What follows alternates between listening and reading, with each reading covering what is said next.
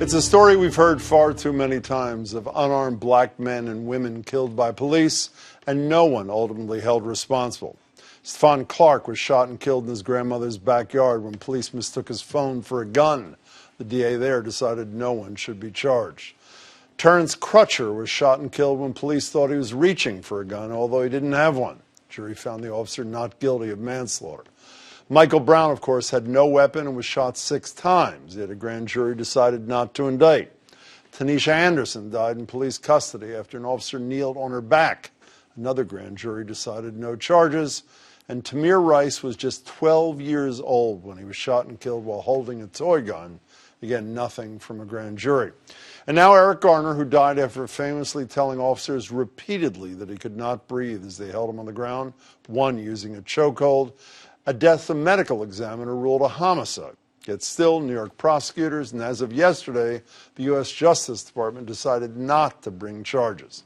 In nearly all these cases, there was video evidence of what happened, and yet no one was held accountable, a fact that has Garner's family demanding answers. The DOJ has failed us. 5 years ago, my son said, "I can't breathe" 11 times. And today we can't breathe. Because they have let us down.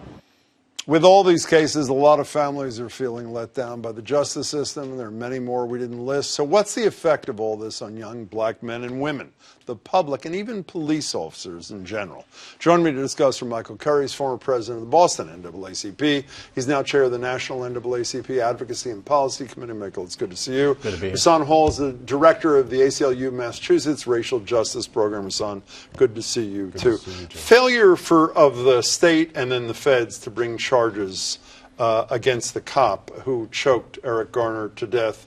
Is that felt beyond his family and friends, Michael? What's the impact of that? Yeah, I think one, just from people who watch these, right, you know, over the last several years, people watch them play out. It seemed almost weekly, if not daily. You would see a case of a police-involved shooting, and now it put all of them into question. And then people would wait on the justice system to work, and then be disappointed as they each rolled out that the officers weren't held accountable. That has to impact the psyche of people of color, particularly African Americans, who are seeing young black men killed by police and no one's being held accountable. Does it trickle down, Rahsaan?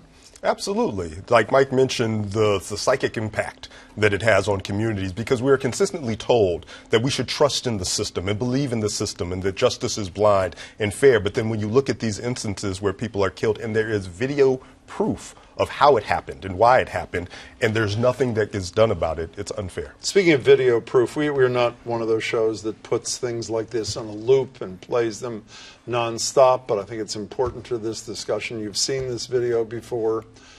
Here it is. Came over, gave us a bag of baby shit.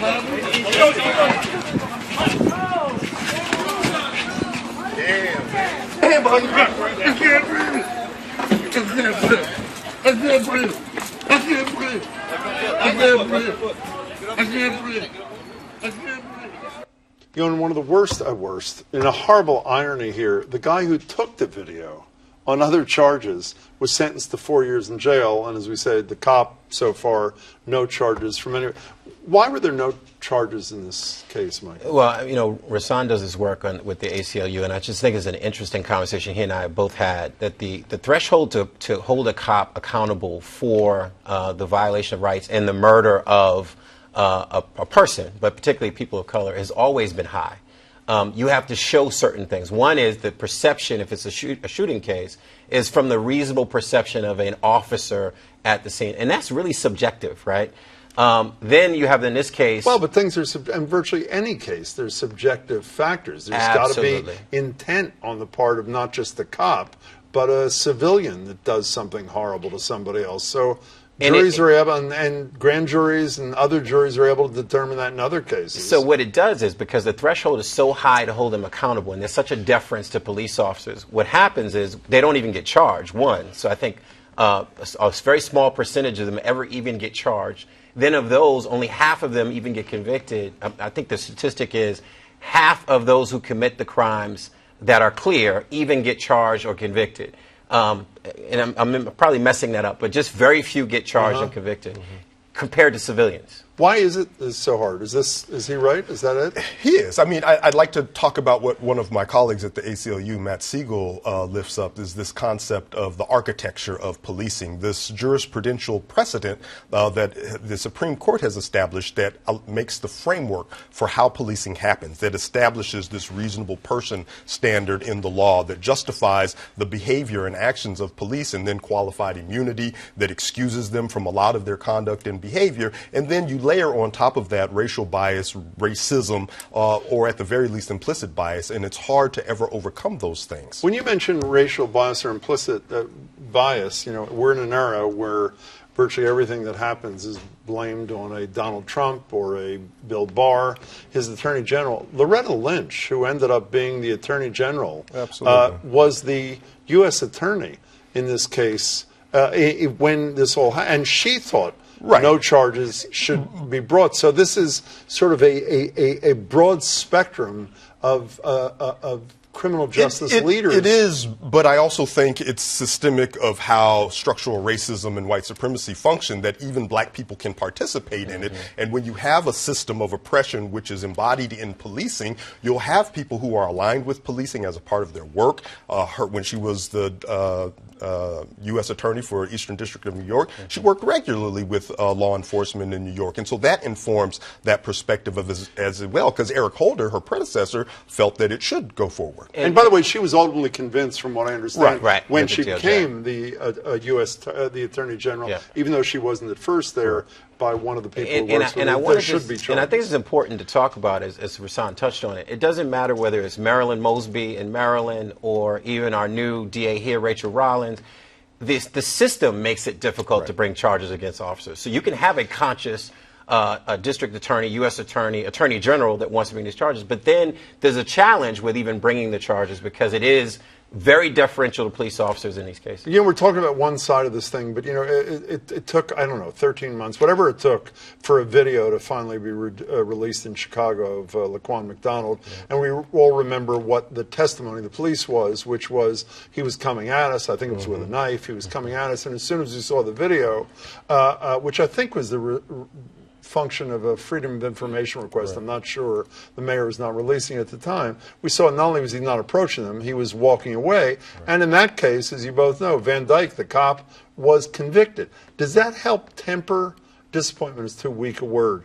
Disappointment, fear, whatever the appropriate word is, when there was a case in Texas where a white cop killed a 15-year-old, I think, African-American girl, I believe it was. I'm not 100% sure. He was also convicted. This is both in the last year. Does that help temper the feeling that there's gross unfairness in the system? I don't think it tempers it for me. I think it's the exception rather than the rule. Too many officers are not being held accountable. So yes, we do celebrate when one is convicted. We also celebrate on the civil side, because many of these will result in a settlement, as the Garner family got the $5.9 million, and then also a separate settlement with the hospital based on the emergency care that was not rendered to. But the individual responsible, unless there's some internal outcome that holds them responsible within the police, fired by de Blasio, fired by the commissioner, no accountability. And we're waiting on that. And we're waiting on that now. You know, I want to seize on something you said just a couple of minutes ago, which relates to what I care most about. What should be done about this? It seems the incestuous relationship, and I don't even mean that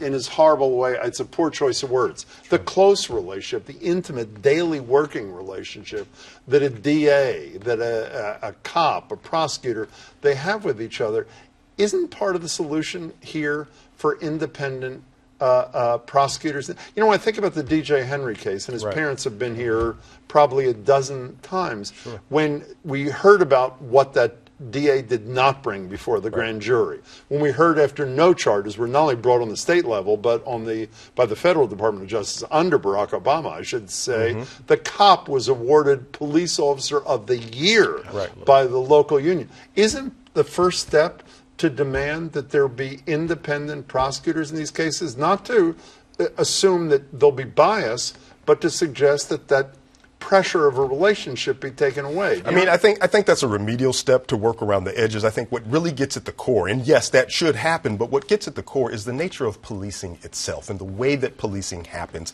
What in that Eric Garner video suggests that there was a public safety threat that allowed that type of policing to be applied in that situation? And so, yes, there is this close relationship between prosecutors and police departments that should be addressed, and there should be a firewall. That was some of the stuff that we talked about with our What a Difference a DA Makes campaign. Which with made the a ACLU. difference, by the way. Yeah. Thank you. But by the way, I guess what I'm saying is too late in the game because there's already a victim. What you're saying is if it turns out there's some training, I guess, differential changing of a culture, then we won't have to worry about a